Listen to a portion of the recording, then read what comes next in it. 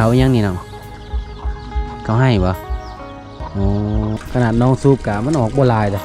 ตอนเช้าก็เป็นแบบนี้บ่นำมันนี่บ่เจ้าแต่งตัวตอนนี้ก็แต่งตัวเพื่อเราทาผู้บ่าวบ่ สมมติว่าเขาไปเอาเธอนึงนี่เขาให้ค่านั่งเท่าไรได้บ่50,000ได้เนาะพอได้ซื้ออันกระแป้งถ้าสมมติว่ามีผู้ใหญ่ใจดีอยากซื้อให้นี่น้องจะได้เครื่องสำอางเนี่ยฮะโม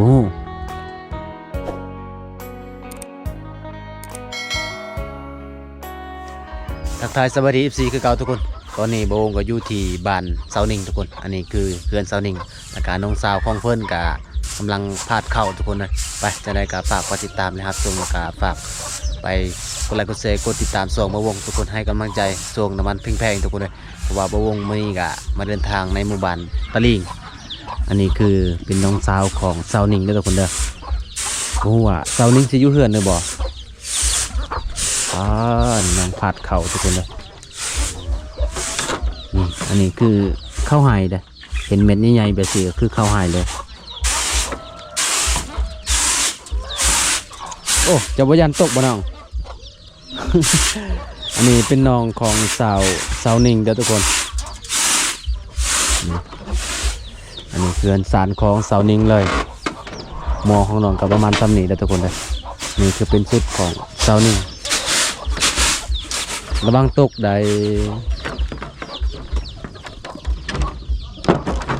สาวนางนี่14 ปีป่ะ14 ปีเนาะ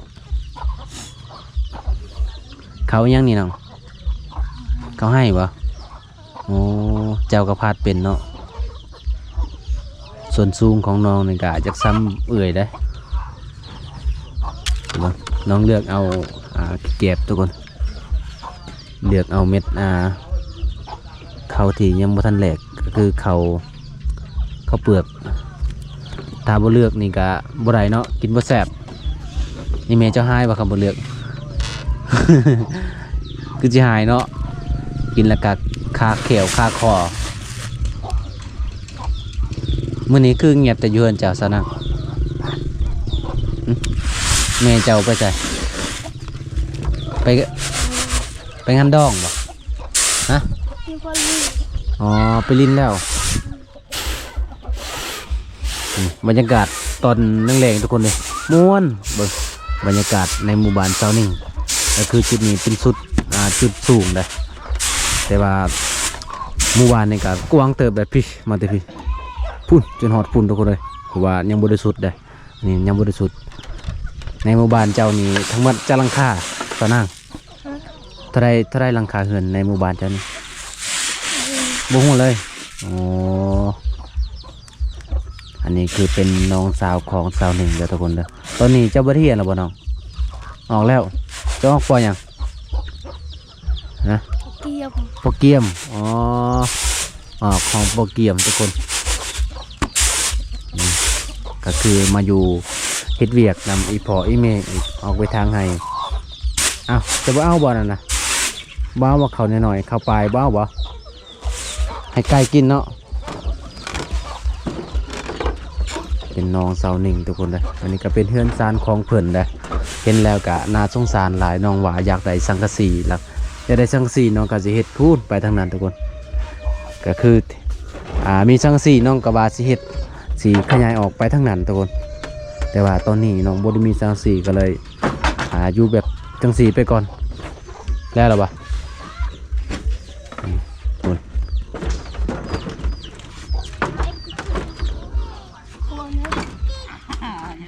จุดนี้เป็นจุดที่เขาเจ้าลินกระต่อในหมู่บ้านตะลิงก็คือเดินกะนอกบ้านได้นี่เห็นปะบรรยากาศในหมู่บ้านทุกคนสุดยอดหลายปุ่นมีแต่ภูเขาเรียบหมู่บ้านทุกคนมีแต่ภูเขาเลยเวลาเขาเจ้าทางไห้ก็คือทางนี้แล้วก็ทางนี้ทุกคนเลยเขาทางไห้จุดนี้ก็เป็นน้ำบาดาลอันนี้คือติต่อแบบเป็นบานแล้วทุกคนเลยนี่บุมีปีนบุมียังมีแต่หัวอย่างเดียวเนาะเซิร์ฟบานนี่เนาะนี่เย็บ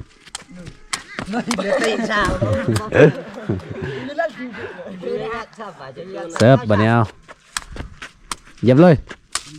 โอ้งามเปลี่ยนนะชูๆนะกระเพาะที่แน่นนะบุษรีโดยอ้าวสายนอนใหญ่ๆเอาใช่เหรอ งามแล้วงาม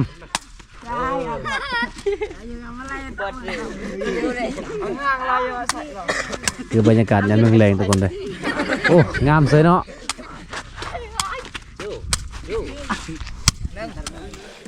มาตอนนี้ทุกคนมาพอเสานี้งามนำได้บ่หนาวบ่แล่หรือบ่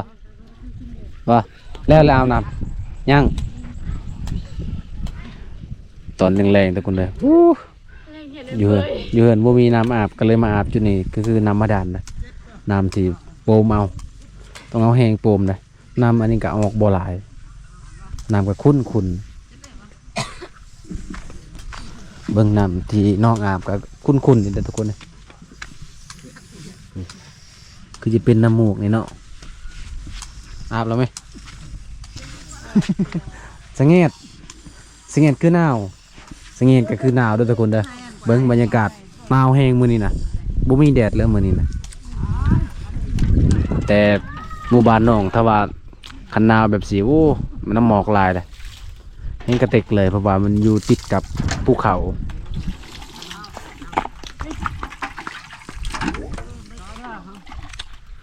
บริโภคแบบผักนะเวลาจะหดผักเอาน้ำนี่บ่ฮะบ่ได้เอาคือบ่เอาน้ำมานี่น้องก็สู้เอาได้ทุกคนเลยเบิ้งขนาดน้องสู้กะมันออกบัวลายเลยตอนเช้าก็เป็นแบบนี้บ่น้ำมันนี่บ่มีการเบิด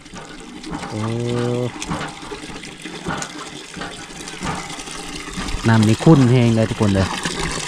เบิ้งอยู่ในคุกนี่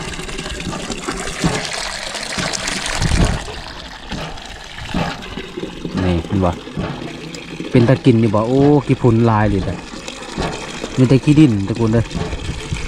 กินบ่ได้ได้น้ำเลยเด้เห็นบ่มีแต่ขี้ดินเลยขี้ลายน้ำมันกินบ่ได้มีแต่อาบอย่างเดียวแล้วก็พดผักทุกคนเลยอันนี้เป็นส่วนจะบ่กวางเนาะเป็นคอยนี่ว้าวและแมลง สิอดแล้วทุกคนเลยอันนี้แหละคู่ที่น้องไปตักเวลาน้องไปตักน้ำกับคู่ตัวนี้กับคู่ยางสีดำๆนะน้องว่าบุมีคู่น่าวบ่ นี่นาวอาบได้เนาะเป็นอายเดี๋ยวบริอาบด้วยแมลงอดจัก3 มื้อยำนี่ฮอดเดิน3แล้วก็ยังอันนั้นหนาวอยู่ทุกคนในหมู่บ้านเฮาใช้กระดาษสบู่จ้ะซ้ำนี่บ่อันนี้คือกระดาษสบู่เซาหนึ่งทุกคนครับประมาณซ้ำนี้นะอันนี้แป้งยาสีฟันมันใช้สบู่อันนั้นดิจ้ะสบู่ล้างหน้าจะบ่มีบ่ยังอยู่นี่อันนี้สบู่ล้างหน้า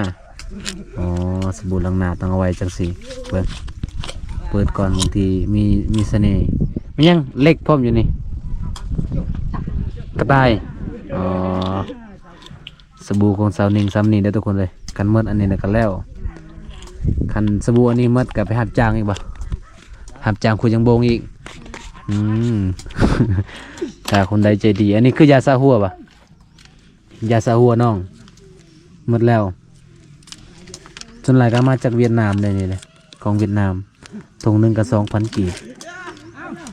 ขายบ่ได้ก็คือสาวๆเทนอกะก้อนหินนั่นนี่ก็คือบุรุษที่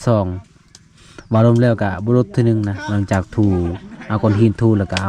าบุรุษตอนถูสาวๆกินน้องขาดบ่ได้ก็คือหินนี่แหละ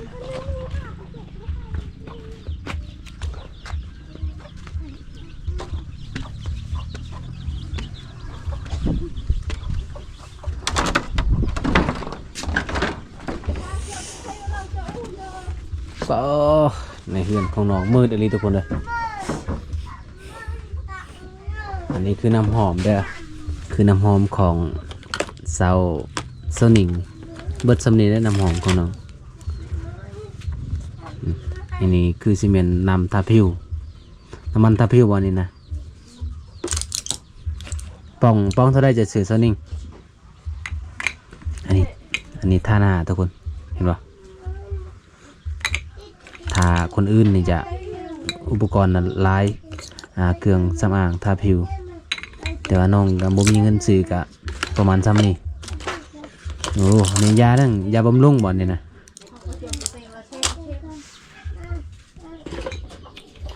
หลังจากอาบน้ำแล้วน้องก็สิทากระแปรงเนาะไม่ยังนะสันนี่พรทาหน้าอ๋อซื้อมาเท่าไหร่เบิ่งของวิทย์บ่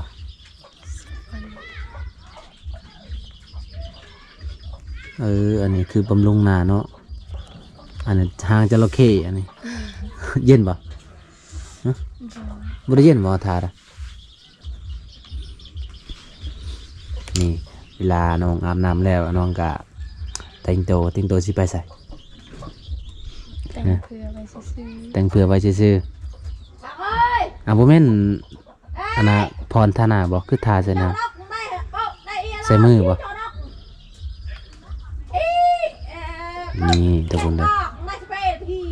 คือหนาวแห้งแล้วมันนี่เนาะ น้องแต่งตัวแบบธรรมดาทุกคนเลยบ่ต้องคิวก็บ่ได้แต่งเนาะ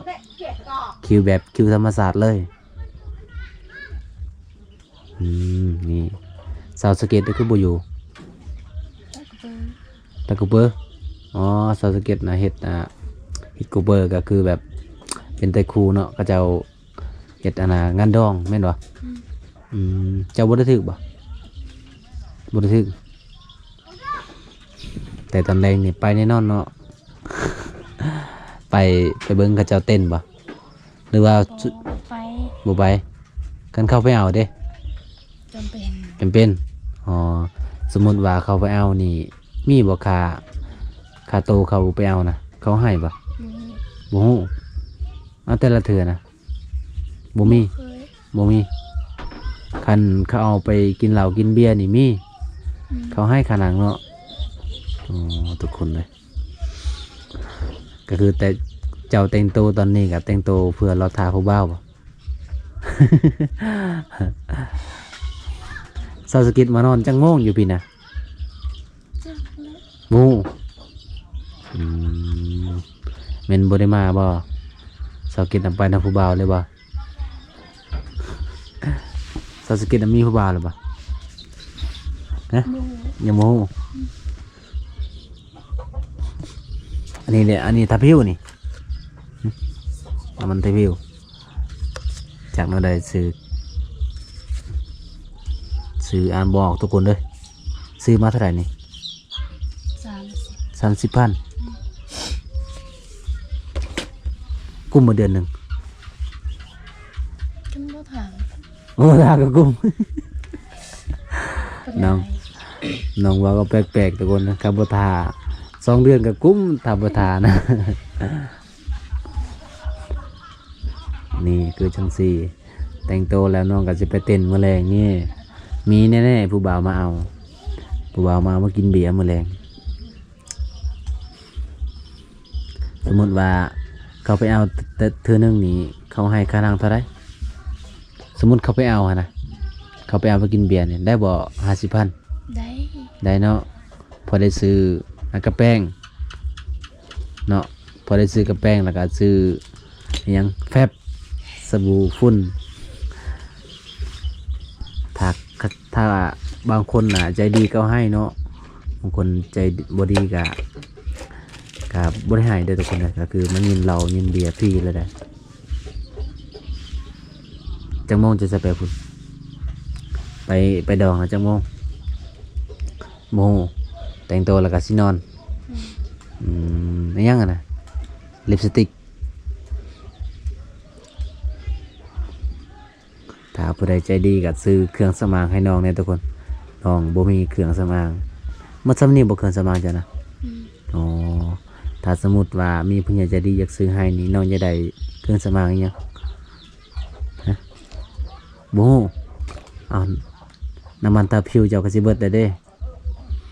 น้ำมันตาผิวนี่ลิปสติก แพงบ่น้ำมันลิปสติกจ้ะนะ 30 30,000 กีบโอ้30,000 กีบก็ตกอยู่เท่าไหร่50 บาท50 บาทนี่แหละแต่ละมือกับแต่งตัวซ้ำนี่เนาะตอนนี้คือสวยเลยงามเลยตอนนี้เอาปิ่นไออีก ม่วนนะทุกคนเบิ่งบรรยากาศในหมู่บ้านน้อง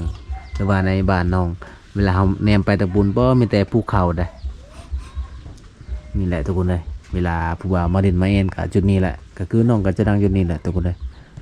หรือว่าเข้าในกับบ่ฮู้กันเวลาผู้บ่าวมาเด่นนะเดี๋ยวบ่าวงกับทามข้าวขาวจะซื้อแค่ย่างน่ะล้างหน้า ใส่บ่เบะด้วย เมื่อคืนนี่นะเจ้าไปอยู่เฮือนดีบ่เสานิ่งเฮือนดีบ่เจ้ารู้จักว่าเฮือนดีฮู้บ่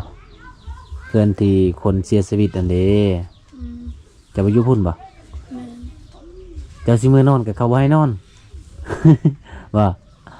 เออ เขาให้อยู่เฮ็ดหยังอยู่ยินเหล้าคือตอนเช้าก็เจ้ากับสะเก็ดก็ยินเหล้าเนาะหลายๆคนที่เป็นผู้สาวก็ยินเหล้าเบิดทุกคนเลยคือที่12ข้อ14บ้านเฮาก็ประมาณส่ำนั้นเนาะถ้าผู้ใดเป็นผู้สาวนี่เขาเอามาเมิดทุกคนเอาแล้วก็มายินเหล้าให้เขาเจ้าได้จนฮอดมือปงศพเนาะเป็นมือสุดท้ายที่สำเร็จตัวเลนี่ก็ไปบ่ไปบ่เฮินดีนะไปเลยเนาะ ไป ถ้าบ่ไปบ่ได้เด้อทุกคนเด้อถ้าบ่ไปนี่เขาว่าอายุบ่ยืนเนาะ ตายก่อนผู้ใดนอนจุดนี้พ่อแม่เจ้า อืม เจ้าเราอยู่ในพุ่นเป็นหยังคือบ่ไปนอนเฮือนหมู่ บ่อยากไป บ่อยากไปอ๋อบ่อยากไป แต่เจะเป็นผู้สาวนี่บ่เคยไปนอนเลยเฮือนหมู่บ่เคยเลยแต่เนาะตอนนี้เนาะแพรนี่เฮ็ดเองป่ะ อืม ฮะจะทำเอง รีโนเวท น้าสาวเจ้างามเนาะงามเลยทุกคนเลยเจะใส่ชุดนี้แล้วก็ใส่สิ้นแล้วก็งามเลยได้อแต่งตัวอะไรก็หน้าขาวแล้วเนาะ เอาถ้ามีผู้บ่าวคนใดอยากมาลินกับมาลินใดเนาะสาวนิ่งเนาะเพื่อนสารของน้องกับประมาณซ้ำนี้ถ้าผู้ใดสิมักสิฮักเจ้านี่ต้องรับฐานะเจ้าได้อ๋อฐานะของน้องเป็นยังไง ทุกอย่างเนาะจนเนาะมีบ่ผู้บ่าวที่ปฏิเสธเจ้าบอกว่าเจ้าจนคอยกับบ่มากมีบ่ บ่เคย บ่เคยบ่อ๋อ บ่เคยจีบใครดิ บ่เคยจีบไผ คิดว่าเคยมีผู้บ่าวแบบนั้นบ่มีเนาะเอาตัวบ่ได้คลิปนี้ก็สิขอกราบเพิ่นเด้อซะนิ่งเด้อคลิปนี้ก็สิขอปิดไว้เท่านี้ก่อนทุกคนคลิปหน้าก็มาพบมาพอกันใหม่กับเซานิ่งตอนนี้ราคาน้ำมันก็แพงเนาะไปใส่บ่ได้เซานิ่งบ่มีรถซ้ำมีแต่ย่างเอา เอาคลิปนี้ก็พอซ้ำนี้ก่อนทุกคนคลิปหน้าก็มาพอกันใหม่กับเซานิ่ง